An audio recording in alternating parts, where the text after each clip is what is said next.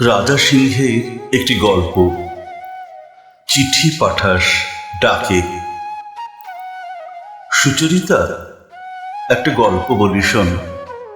বীজ থেকে গাছ হওয়ার গল্প। পেঁয়াজটা একটু গোলাপি আর একটু স্বচ্ছ হয়ে এলেই চিংড়িটা দিয়ে দিও। মশলায় অল্প একটু কষিয়ে নাও। দেখো বেশিক্ষণ ভেজো না যেন। খোসা ছাড়ানো চিংড়ি বেশি ভাজলে রবারের মতো ছিবড়ে হয়ে যাবে। ছোটদিদা খাটে শুয়ে শুয়ে নির্দেশ দিচ্ছে, রান্নাঘরে ছোট দাদু নির্দেশ পালন করছে নিখুঁতভাবে।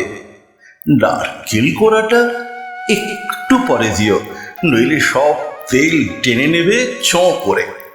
চা খাবে? দাদু জিজ্ঞাসা করলেন গলা উঁচিয়ে।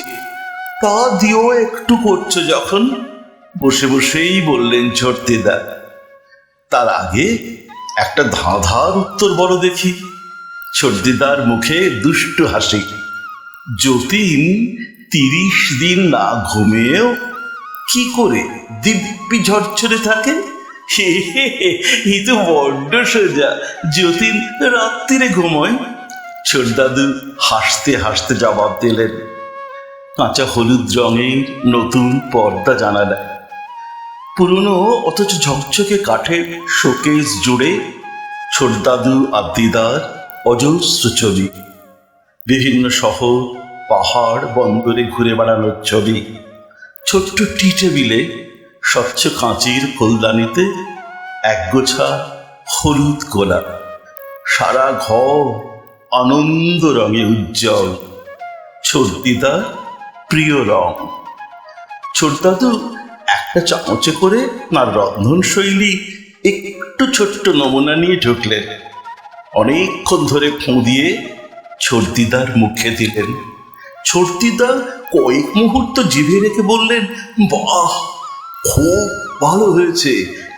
সামান্য একটু মিষ্টি দাও, তার আসবে।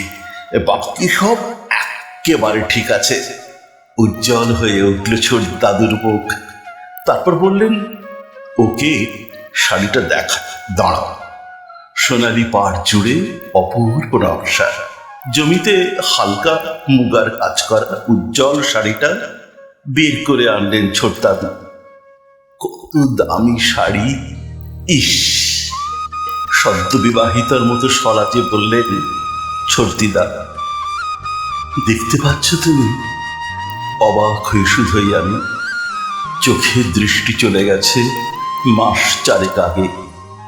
সেই যে বিখ্যাত এক ইতালিয়ান ছবি মুখ্য চরিত্র বলেছিল, চোখ দুটি হারিয়ে এখন আমি আরো ভালো দেখতে পাই। উচ্চকিত হাসি ছোট দিদা। এখন কেমন আছে শরীর? কোন রকমে বললাম আমি। আবার আসলেন ছোট দিদা। সময় বেশি নেই রে আর। ডাক্তার সময় দিয়েছিল মাসখানেক, তার মধ্যে 8 দিন কেটে গেছে। কখন আকাশে কিচ্ছু বলা যায় না। এই 20 দিনের মধ্যে তোর ছোট দাদুকে অন্তত আরো 20টা ওর প্রিয় খাবার রান্না শিখিয়ে দিতে হবে। কাল শিখিয়েছি নারকেল দিয়ে কচুর লতি। দুজনের মুখে অনাবিল হাসি। আগে থেকে অর্ডার দেওয়া আছে 4 ডজন হলুদ গোলাপ। তোর দিদার প্রিয় রং।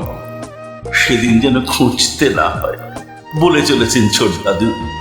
কথা শুনল না আমার মুখে। মৃত্যুর এত কাছাকাছি দাঁড়িয়ে এভাবে প্রাণপণ বেঁচে নেওয়া আমি শুধু সিনেমায় দেখেছি। আশিস আবার হাসলেন ছোট দিদা।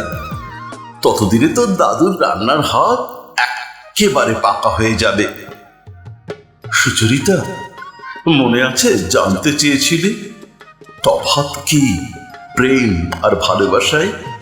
প্রেম যেন বীজ, সেটাকে পুঁতে ধীরে ধীরে যত্ন আত্তি করে নিয়মিত জল আর সার দিলে তবেই সেটা লকলকিয়ে চারা গাছের মতো বেড়ে উঠে ভালোবাসার ডালপালা ছড়িয়ে দেবে, ভরিয়ে দেবে ছায়া, মায়া। তার জন্য খাতে একটু জল মাটি লাগলে মন্দ কি, মাটির গন্ধ মাখাতে আলগা করে দিয়ে শিকড়ের মাটিগুলো একটু আলু বাতাস লাগুক ভালোভাবে। ভালো থাক, সবুজ থাক, পুনশ্চ চিঠি পাঠাস ডাকে।